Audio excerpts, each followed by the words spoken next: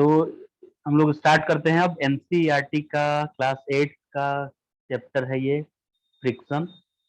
इसका एक्सरसाइज का solution NCERT का कर रहे हैं अभी। तो फर्स्ट क्वेश्चन है fill in the blank. First है फ्रिक्शन अपोजेस द, यहाँ पे होगा relative slipping. Friction opposes the relative slipping. तो दो ऑब्जेक्ट को जब आप एक दूसरे के ऊपर स्लाइड करेंगे तो वो स्लिप करना चाहेगा। जैसे कि एग्जांपल इसका देखिए, एक ट्रक है। अब ट्रक अगर रेस्ट में पहले से है और ये मूव करना स्टार्ट करेगा ये ट्रक, तो इसके पीछे एक बॉक्स रखा हुआ है ऐसे, तो ये बॉक्स पीछे स्लाइड होना चाहेगा ऐसे। तो पीछे स्लाइड होने से कौन प्रिवेंट करेगा इसे? फ्रिक्शन। फ्रिक्शन इसे नीचे गिरने से बचाएगा ऐसे। तो फ्रिक्शन क्या करता है? स्लिपिंग को अपोज करता है। Friction opposes the relative slipping between the surfaces in contact with each other. यहाँ पे ट्रक और उसके पीछे जो ऑब्जेक्ट रखा हुआ है, जो ब्लू कलर से मैंने बनाया है, ये टू ऑब्जेक्ट्स हैं और इन दोनों के बीच स्लिपिंग को अपोज करता है फ्रिक्शन। तो हम फर्स्ट का आंसर लिख सकते हैं रिलेटिव स्लिपिंग। पार्ट बी इसका है friction depends on. Friction depend किस पे करता है? एक तो रफनेस पे डिपेंड करता है, तो यहाँ रफनेस भी लिख सकते हैं।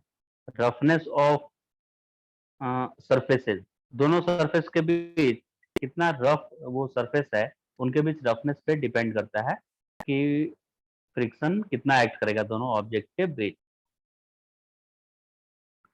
थर्ड क्वेश्चन है friction produces. Friction heat produce करता है, साउंड भी प्रोड्यूस होता है फ्रिक्शन के कारण। तो ये बी पार्ट, फ्रिक्शन प्रोड्यूसेज।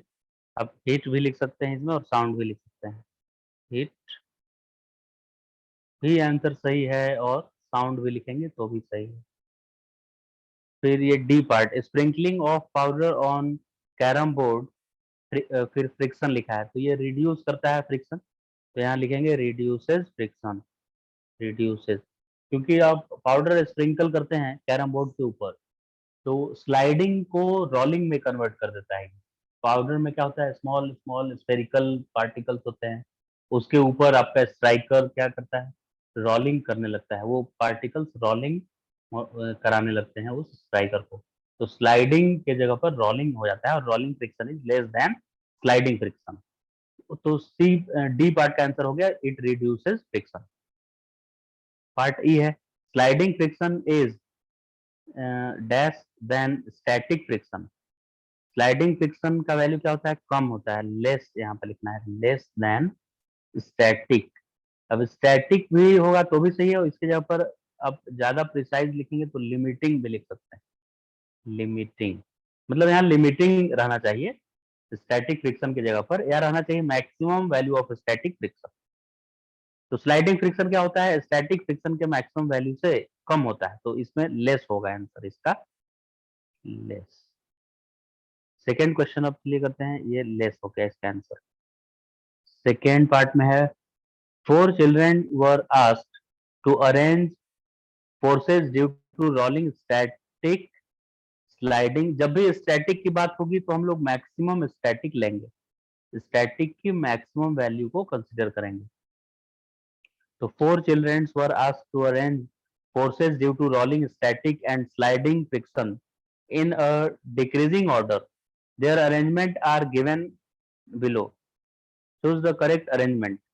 अब इन सब में से किसने करेक्ट किया है अरेंजमेंट, वो बताना है। मतलब ये फोर ऑप्शन है, एक ऑप्शन करेक्ट है इसमें, इस टाइप का क्वेश्चन है ये। तो फर्स्ट बोल रहा है डिक्रीजिंग ऑर्डर में मुझे बताना है ना, फ्रिक्शन इन डिक्रीजिंग ऑर्डर। तो डिक्रीजिंग मतलब सबसे लास्ट में कम फ्रिक्शन वाला होना चाहिए, तो सबसे कम तो रोलिंग फ्रिक्शन होता है, तो इसमें भी रोलिंग है, इसमें भी रोलिंग है। सबसे ज्यादा कौन सा होता है? स्टैटिक होता है, तो सी ऑप्शन करेक्ट हो गया, क्योंकि इसमें सबसे ज्यादा स्टैटिक होता है, फिर उससे थोड़ा सा कम स्लाइडिंग होता है, और सबसे कम कौन सा होता है? रोलिंग होता है सबसे कम। तो डिक्रीजिंग ऑर्डर में सी ऑप्शन है, तो इसका आंसर थर्ड ऑप्शन करेक्ट हो गया इसका, थर्ड। ये सेकेंड क्वेश्चन का ऑप्शन थर्ड करेक्ट हुआ। फिर थर्ड क्वेश्चन है ELISA runs her toy car on dry marble floor, wet marble floor, newspaper and towel spread on the floor. The force of friction acting. Yes. So wet marble floor, newspaper, and towel spread on the floor. The force of friction acting on the car on different surfaces in increasing order will be. अच्छा, इस बार increasing order में arrange करना है force of friction को। तो सबसे कम friction कहाँ पे लगेगा उसको पहले रखेंगे और सबसे ज्यादा वाले को बाद में रखेंगे। तो सबसे ज्यादा फ्रिक्शन किस में लगेगा? सबसे ज्यादा फ्रिक्शन का वैल्यू और increasing different the force of friction, right. Newspaper, towel, dry marble, wet marble. तो सबसे ज्यादा किसमें लगता है? ये वाला सबसे मैक्सिमम है, वेट मार्बल। वेट मार्बल सबसे ज्यादा किसमें है? इसमें है और इसमें भी है, बी में भी है और सी में भी। इसमें दोनों में ही वेट मार्बल सबसे लास्ट में लिखा है और ये भी दोनों में कॉमन है, इसमें भी ड्राई मार्बल लिखा है, इसमें भी ड्राई मार्बल लिखा है। तो ये दोनों तो कॉमन हो गया दोनों में, इसी दोनों में से एक ऑप्शन करेक्ट है। तो न्यूज़पेपर और टॉवेल आता है। तो न्यूज़पेपर में ज्यादा फ्रिक्शन लगता है in comparison to towel. Towel में क्या लगता है? कम फ्रिक्शन। तो सी ऑप्शन करेक्ट हो गया इसका। कौन सा ऑप्शन करेक्ट है? सी करेक्ट है इस क्वेश्चन का आंसर। तो क्वेश्चन ये फोर्थ पार्ट क्वेश्चन का फोर्थ नंबर क्वेश्चन हम लोग कर रहे हैं। Suppose you are writing, your writing desk is tilted a little, a book kept on it start sliding. मतलब ऐसा इंक्लाइन प्लेन जैसा हो गया, पहले हॉरिजॉन्टल रहता है ये प्लेन, फिर इंक्लाइन हो गया और इसके ऊपर एक बुक ऐसे रखा हुआ है, ये बुक है मान लीजिए। तो ये ऐसे स्लाइड करना स्टार्ट कर गया, sliding down. Show the direction of friction force acting on it. तो डायरेक्शन ऑफ फ्रिक्शन फोर्स किधर लिखेंगे? जिधर जिधर इसका मोशन का डायरेक्शन है। Suppose this is moving down the incline plane, so friction force on it will act in opposite direction of its motion. माने opposite direction, इधर लगेगा फ्रिक्शन। एफ आर आई ऐसे लिख देंगे फ्रिक्शन। तो फ्रिक्शन कैसे एक्ट करता है? Opposite to direction of motion act करता है। या ऐसे अगर आप एक टेबल ऐसे समझ लें, ये टेबल है और इंक्लाइन करने की जरूरत भी नहीं है। अगर आप इसको आप स्लाइड करेंगे ऐसे, यानी इधर मूव करेंगे मोशन, तो फ्रिक्शन किधर लगेगा? उल्टा लगेगा, उधर इधर लगेगा फ्रिक्शन। तो आंसर इसमें डायग्राम बना देंगे, या तो ये फर्स्ट बनाएंगे या सेकेंड, दोनों में से कोई एक डायग्राम बना देना है और लिख देंगे कि friction will act in opposite direction of tendency of slipping of object. Clear? तो ये नेक्स्ट क्वेश्चन है, ये हो गया फोर्थ नंबर हो गया है। और फिफ्थ नंबर क्वेश्चन करना है हम लोग को। ये you spill a bucket of soapy water on a marble floor accidentally, would it make it easier or more difficult for you to walk on the floor and why? ये भी बताना है, why भी बताना है इसका। तो अगर सोपी वाटर अगर स्प्रेड करेंगे तो क्या होगा? पहले फ्लोर पे कुछ ऐसे पिक्स वैली ऐसे बने होंगे ऐसे स्मॉल।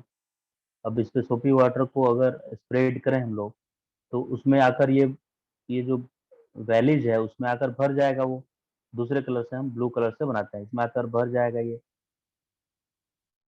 तो अब ये पहले जैसा रफ नहीं रहेगा, पहले से ज्यादा स्मूथ हो जाएगा ये। तो फ्रिक्शन कम हो जाएगा इसमें। तो क्या पूछ रहा है? Would it make it easier to और मोर डिफिकल्ट? तो इसका आंसर हो गया more difficult for you to walk. More difficult हो। क्यों डिफिकल्ट ज्यादा होगा? क्योंकि अब स्लिप करने लगेगा पैर, उस पर चलेंगे तो पैर स्लिप करने लगेगा तो आगे नहीं चल पाएंगे। क्योंकि हम लोग जब वॉकिंग करते हैं तो उसमें फ्रिक्शन हेल्प करता है, पीछे स्लाइड करने से रोकता है। और यहाँ फ्रिक्शन रिड्यूस हो गया तो मेरा पैर पीछे स्लिप करने लगेगा। तो so it will be difficult to walk on such condition. तो ये क्यों हुआ ऐसा ये भी बताना है। तो लिखेंगे कि बिकॉज ऑन स्प्रेडिंग वाटर, सोपी water on marble floor, friction reduces, and that's why it is difficult to walk on spreaded water on marble floor. Clear? Next question, fifth number हो गया, fourth भी हो गया। Six, explain why sportsmen use shoes with spikes. तो spikes shoes में रहने पे क्या होता है, फ्रिक्शन ज्यादा, ग्रिप ग्राउंड के साथ ग्रिप ज्यादा बन जाता है, तो वो अगर रनिंग करेंगे तो उसमें स्लिप करने की टेंडेंसी कम होती है। So to increase force of friction between shoes and ground, they use a shoe of spikes which is made up of spike on their base. Clear?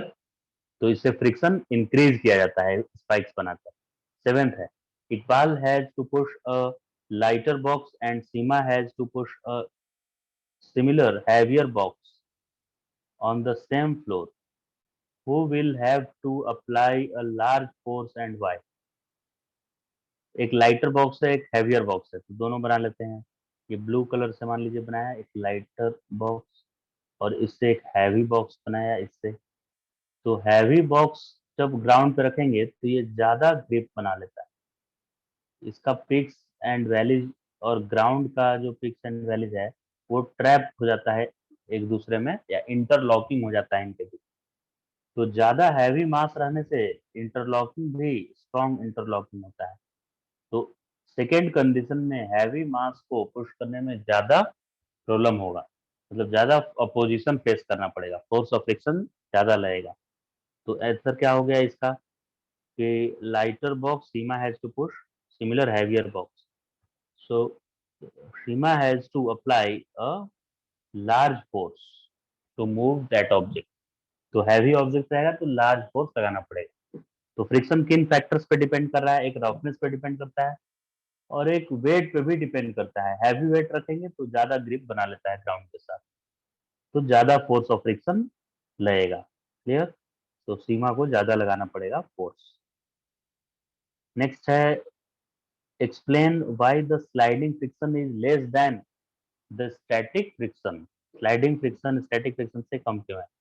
क्योंकि स्टैटिक फ्रिक्शन के टाइम में pics and valleys जितने होते हैं, sliding के duration में ये कम हो जाता है। स्टैटिक के ड्यूरेशन में देखिए दो सरफेस के बीच इंटरलॉकिंग हो गया है, ये रेड वाला सरफेस और ब्लू वाला सरफेस के बीच क्या हो गया, इंटरलॉकिंग हो गया।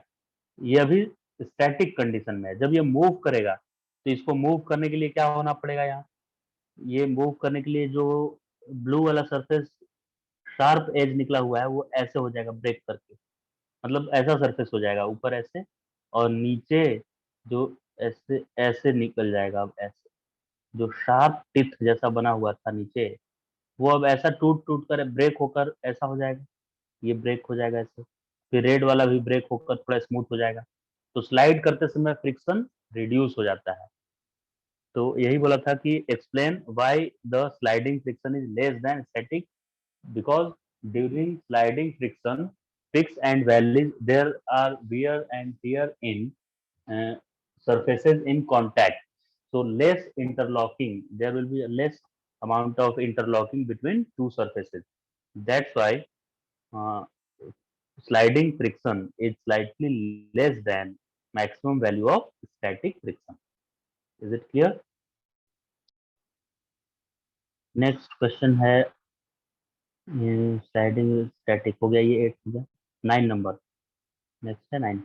Give examples to show that friction is both a friend and a foe. तो इसका एग्जांपल देना है। ये लॉन्ग आंसर टाइप एग्जाम में क्वेश्चन आता है, इसलिए कम से कम थ्री एग्जांपल दोनों का देना है। Friend, friction as a friend and as a foe, दोनों का 3 एग्जांपल्स देंगे यहाँ पे हम लोग। हाँ, तो इसका आंसर क्या है, इसका है यहाँ लिखा हुआ है, 4 पॉइंट लिखा हुआ है दोनों में। फर्स्ट पॉइंट है, we can able to walk because of frictional force between ground and our feet।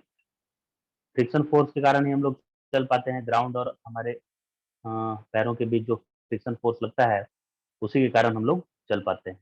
अगर फ्रिक्शन नहीं होगा तो हम लोग स्लिप करेंगे, एक ही पोजीशन पे रहेंगे, आगे नहीं बढ़ पाएंगे। तो अगर हम आगे बढ़ने की कोशिश करते हैं तो इस पैर को पीछे की तरफ ऐसे पुश करते हैं तो ये पीछे स्लाइड करने की कोशिश करता है। स्लाइडिंग टेंडेंसी होती है इसमें पीछे की तरफ। तो फ्रिक्शन फोर्स किधर एक्ट करेगा, इसमें आगे की तरफ एक्ट करता है, जो कि मेरे इस पैर को बचाता है स्लाइड करने से, प्रिवेंट करता है इसको। तो अगर फ्रिक्शन नहीं होगा तो पीछे की तरफ हम स्लिप करने लगेंगे। तो फ्रिक्शन एज ए फ्रेंड का फर्स्ट ये एग्जांपल हो गया। Second, we are able to write because of friction between ball point and paper. तो एक तो हो गया राइटिंग में हो गया, सेकेंड हो गया रनिंग और वॉकिंग में, थर्ड हो गया nails and screw stuck to wall surfaces because of friction. तो वॉल पे नेल या स्क्रू को भी आपको अगर फिक्स करना है तो उसमें भी फ्रिक्शन चाहिए। नेक्स्ट है lighting match stick is because of friction. Match stick में भी फ्रिक्शन का रिक्वायर्ड होता है, तो ये फ्रिक्शन एज ए फ्रेंड था। एंड एज ए फो इसका एग्जाम्पल देखते हैं क्या क्या है। Wear and tear of soles of our shoes in is due to friction. Wear and tear होता है इसमें दो सरफेस के बीच, ये इसका एक डिसएडवांटेज हो गया। फिर है व्हेन अ टायर डिफ्लेट्स, टायर मान लीजिए एक डिफ्लेट्स हो गया, स्मूथ हो गया, रफ नहीं रहा, it is difficult to move the vehicle because of increase friction between the tyre and road surface. Decrease friction होगा यहाँ, बिकॉज ऑफ डिक्रीज फ्रिक्शन। तो डिफ्लेट्स अगर स्मूथ हो जाता है, फ्लैट हो जाता है टायर अगर, तो डिफिकल्ट होगा, यानी फ्रिक्शन क्या है यहाँ पे, फ्रिक्शन रिक्वायर्ड है। फ्रिक्शन इस केस में अगर फ्रिक्शन नहीं है तो उसको मूव करना, व्हीकल्स का भी मूव करना डिफिकल्ट होगा। तो कुल मिला के इसमें ये बताना चाह रहा है ये कि फ्रिक्शन के कारण ही डिफ्लेक्ट होता है टायर। टायर स्मूथ क्यों हो जाता है? फ्रिक्शन के कारण वियर आउट होता है उसके सरफेस का, वियर आउट होने से ही वो स्मूथ हो जाता है, और स्मूथ होगा तो व्हीकल का मूव करना, रोड पे मूव करेगा तो उसमें स्किडिंग होने की टेंडेंसी रहेगी। तो फ्रिक्शन जो वियर आउट करता है टायर का, वो भी डिमेरिट में आता है, उसका डिसएडवांटेज हो गया। फिर machines gate heated up because of friction. तो हीट प्रोड्यूस करने में एनर्जी लॉस है, फ्रिक्शन के कारण क्या है, हीट प्रोड्यूस हो रहा है, यानी एनर्जी लॉस हो रहा है। तो मशीन में भी जो हीट प्रोड्यूस होता है उसमें एनर्जी लॉस होता है, और ये भी डिसएडवांटेज आएगा फ्रिक्शन का। कोई भी मशीन आप देख सकते हैं उसके पार्ट में, जैसे फैन चल रहा है तो कुछ देर बाद ऑन रहने के बाद उसको टच करेंगे तो आपको आप फील कर सकते हैं कि वो थोड़ा हॉट हो जाता है, हीट प्रोड्यूस होता है उसमें। फ्रिक्शन से क्या प्रोड्यूस होता है, हीट। तो ये लॉस है एनर्जी का, हीट के फॉर्म में एनर्जी का क्या है, loss. Due to friction machine and vehicles consume more fuel and increase maintenance cost. तो फ्रिक्शन के कारण वियर आउट मेंटेनेंस भी करना पड़ेगा, तो मेंटेनेंस कॉस्ट भी बढ़ रहा है। और दूसरा एनर्जी लॉस इसलिए हो रहा है कि जो हीट और साउंड प्रोड्यूस कर रहा है वो अन रिक्वायर्ड है, अनवांटेड है वो सब। हम लोग कोई भी डिवाइस यूज इसलिए नहीं करते हैं कि वो साउंड प्रोड्यूस करे, राइट। तो साउंड या हीट प्रोड्यूस होता है किसी डिवाइस में, वो एनर्जी का लॉस है। तो फ्रिक्शन के कारण लॉस ऑफ एनर्जी भी है। तो ये सब क्या था, disadvantages of friction. Next question है ये, लास्ट क्वेश्चन है ये, question number 10। Explain why object moving in fluid must have special shapes. तो द फ्रिक्शन, इसका क्या आंसर होगा, स्पेशल शेप क्यों होता है ऑब्जेक्ट का? The friction force exerted by fluids is also called drag और फ्लूइड फ्रिक्शन। फ्लूइड मतलब एयर भी आ गया उसमें और लिक्विड भी आ गया। तो लिक्विड में और एयर में जो भी फ्रिक्शन लगता है मूविंग ऑब्जेक्ट पे, उसको फ्लूइड फ्रिक्शन बोलते हैं। To overcome or minimise air or liquid friction, the bodies of object minimise its surface. Surface कम करना होगा मुझे। जैसे यहाँ एक ट्रक है, मान लेते हैं ट्रक में ज्यादा फ्रिक्शन लगेगा कार के कंपैरिजन में, क्योंकि ट्रक के सामने इतना इतना ज्यादा एरिया है, और कार को अगर हम देखें तो उसके कार के सामने इसका एरिया इतना कम होता है ये सामने। तो कार में कम फ्रिक्शन लगेगा ट्रक के कंपैरिजन में। तो इसमें ये बोल रहा है ये कि सरफेस एरिया मुझे मिनिमाइज करना पड़ेगा ताकि एयर कम कांटेक्ट में आए, एयर या लिक्विड कम से कम कांटेक्ट में आए। एरोप्लेन में भी ऐसा बनाया जाता है कि आगे का एरिया सरफेस एरिया कम होता है और बीच में ज्यादा वाइड होता है वो, तो सरफेस एरिया कम करना होता है। तो समटाइम्स स्फेरिकल शेप और स्ट्रीमलाइन, उस शेप को क्या बोलते हैं जो दिया जाता है एरोप्लेन का शेप जो होता है, उसको बोलते हैं streamline shape. With smooth surface, और स्मूथ सरफेस होगा ताकि फ्रिक्शन कम लगे। Aeroplanes, jet, rain drops have streamline curve surface to reduce air drag. Air drag reduce करने के लिए जो शेप, पर्टिकुलर शेप का बनाया जाता है ऑब्जेक्ट, उसको क्या बोला जाता है? स्ट्रीमलाइन शेप बोलते हैं उस पर्टिकुलर शेप को। तो इस तरह के पर्टिकुलर शेप को, इसको सर इसका ये एग्जाम्पल फिश भी होता है। सामने, हाँ, फिश भी होता है, उसमें भी उसके भी शेप को स्ट्रीमलाइन ही बोलते हैं। इस केस में भी ये पेंसिल यहाँ पे रखने से, बुक के नीचे, अगर ये बुक है उसके नीचे पेंसिल ऐसे रखा हुआ है, और एक बार पेंसिल को यहाँ से रिमूव करके और ये डायरी को या बुक जो भी है उसको खाली ऐसे स्लाइड कीजिए, तो पेंसिल रखने से इजिली ये मूव करेगा, क्योंकि पेंसिल रखने से रोलिंग हो रहा है, यहाँ पे रोलिंग फ्रिक्शन एक्ट करेगा। और पेंसिल नहीं रख के डायरेक्ट बुक को ऐसे स्लाइड करेंगे तो स्लाइडिंग फ्रिक्शन रहेगा, तो स्लाइडिंग फ्रिक्शन ज्यादा होता है और रोलिंग करने से कम फ्रिक्शन होता है, रोलिंग फ्रिक्शन। तो ये भी रोलिंग फ्रिक्शन का एग्जाम्पल है। ये ट्रॉली लेकर, एक देखिए यहाँ पे एक बॉय है, वो ट्रॉली लेकर आगे बढ़ रहा है, तो इसमें ये व्हील क्या कर रहा है, इसको भी रोलिंग में कन्वर्ट कर दे रहा है। अगर ये व्हील नहीं होता, डायरेक्ट ऐसे होता ये बैग, तो इसको स्लाइड करके लाना पड़ता, तो स्लाइड करके लाने में फ्रिक्शन के अगेंस्ट ज्यादा फोर्स लगाना पड़ेगा, तो डिफिकल्ट होगा स्लाइड करना। और रोलिंग इजी होता है, यानी रोलिंग के केस में कम फ्रिक्शन एक्ट करता है, स्लाइडिंग में ज्यादा फ्रिक्शन एक्ट करता है, स्लाइडिंग फ्रिक्शन। फिर यहाँ पे दिया है इंक्रीज फ्रिक्शन, इंक्रीज करने के लिए ऐसे टायर में ऐसे स्पेक्स ऐसे बनाया हुआ है टायर के अंदर, रफनेस इंक्रीज करने के लिए, ताकि ये पिक्स एंड वैलीज, ये पिक्स बोलते हैं, इसको वैलीज बोलते हैं, ये ग्राउंड के साथ ग्रिप बना लेता है।